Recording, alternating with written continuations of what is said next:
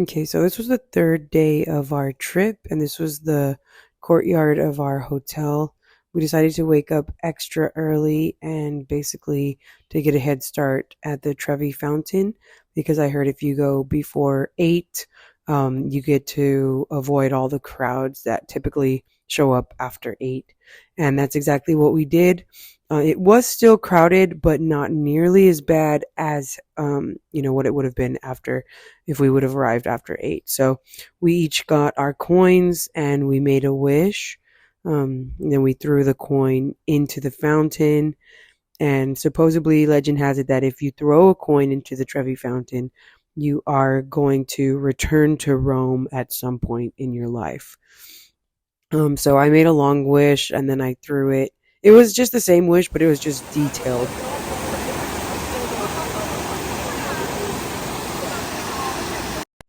On our way to the Spanish Steps, we saw the column dedicated to the Immaculate Conception, and it was really beautiful.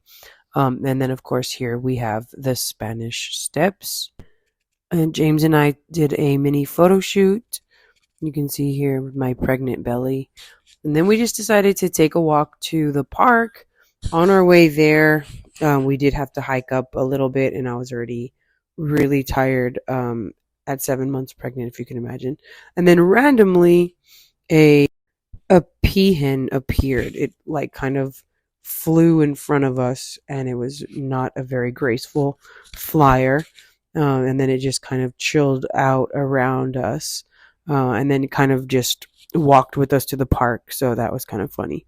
On the way there, we did see gorgeous views of Rome, and there you can see, of course, the peahen still around us. And then, yeah, we just had to take breaks on the way up the hill to get to the famous park. And you can see we got gorgeous views of Rome and not a lot of crowds because there was not a lot of people that early in the morning. So we were just trying to soak in the loveliness of Rome in the winter. And this was just before the new year of 2024. Okay, we finally arrived to the park, and again, not a lot of people. We found this isolated little cafe. We decided because it was cold and I needed a break to order some tea and a cappuccino for James, and we did enjoy our tea and coffee. That's good. You wanna try it? Guys, this little bird will not leave us alone.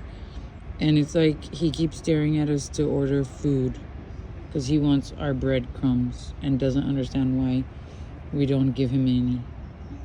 Because first they were just staring at us right here, and then I dropped some little sugar crumbs, and then they got closer. Like they're about to land on our shoulder or something. The park had lots of history, so where we stopped at the cafe was still a part of the park, and we just decided to wander around until we found something interesting, and we found parrots. So there was about 3 or 4 parrots in this tree, and we did not know that there were parrots that had kind of taken over Rome. They were brought over from Africa, and they kind of just thrived, and you can see them, in most of the parks around the city. So we saw them on several different occasions, and we did have to look up, where they came from because James nor I we didn't know that there were parrots there in Rome. So that was kind of cool. And they were very people friendly. They got pretty close to us and they let us get close to them. And then afterwards, we found this museum that we decided to take a break in. So this was kind of like a national gallery, but of modern art. And of course, they did have like some art from the Renaissance. But the reason why James came in here is because he wanted to see something very specific. So after we explored the main galleries and just, saw the art that we thought was interesting, we went to a temporary exhibit which was dedicated to Tolkien. and that's what you can see.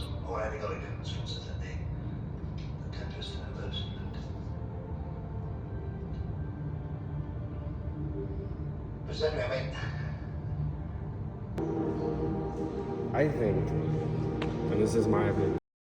There were so many different artists that had dedicated their artwork to the Lord of the Rings in this exhibit, and you can kind of see, their artwork here along with some of the original designs for the Lord of the Rings, all the different books, and The Hobbit as well.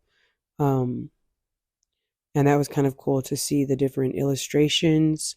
That did take a good 30 minutes just observing the part or just watching the part that was for Tolkien. And it was about 2 or 3 stories just for the Lord of the Ring fan art. And some original stuff too. That was pretty cool.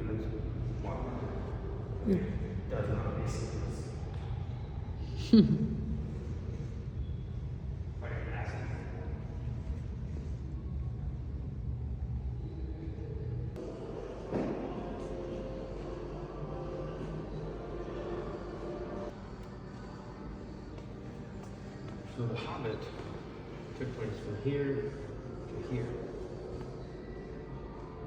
Lord of the Rings was here to there.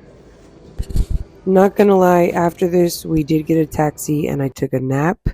After I woke up from my 3.5 hour nap, we went to the Vatican and we decided not to pay for the tour.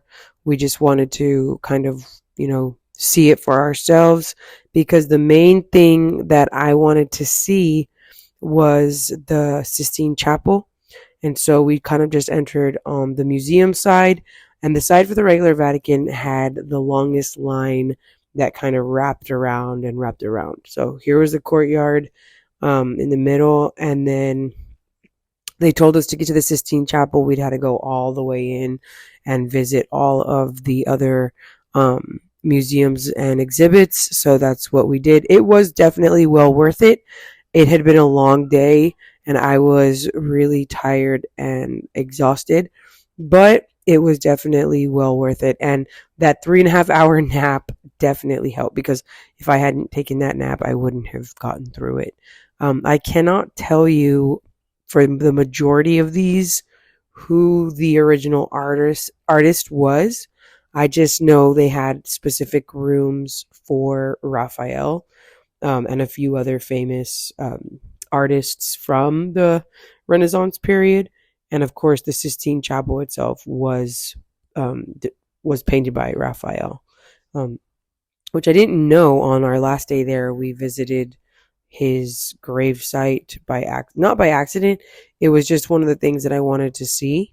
In the last video, I will upload the video of the Pantheon, and hopefully you can get a glimpse of where he was buried. But these rooms were really crowded. There were so many people kind of just inching their way across.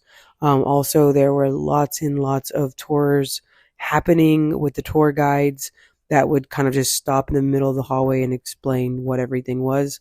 But as you can see, each room did a pretty good job of explaining who the artist was. And then if you had time, you could read each part in the middle that explained the history and the significance of that particular design. So again, we did not have a lot of time. I mean, it's not that we didn't have a lot of time. We did go there 2 hours before they closed, and it took exactly 1 hour to get to the Sistine Chapel from where we were. And I do believe we passed it already. So there was no recording allowed in the room of the Sistine Chapel. But anyways, afterwards we got dinner here at Angelo's, and James was the one that picked it. He does a really good job picking restaurants, and he definitely has a good eye for that. For our appetizer, we ordered some bread, and we got some mozzarella, freshly made. And then I ordered my pasta, which was my main course. I couldn't finish it because I was not very hungry. And then he got some extra meat stuff. That was it. We went home after that, and it was definitely a long yet rewarding day where we got to just spend doing whatever we kind of wanted to do.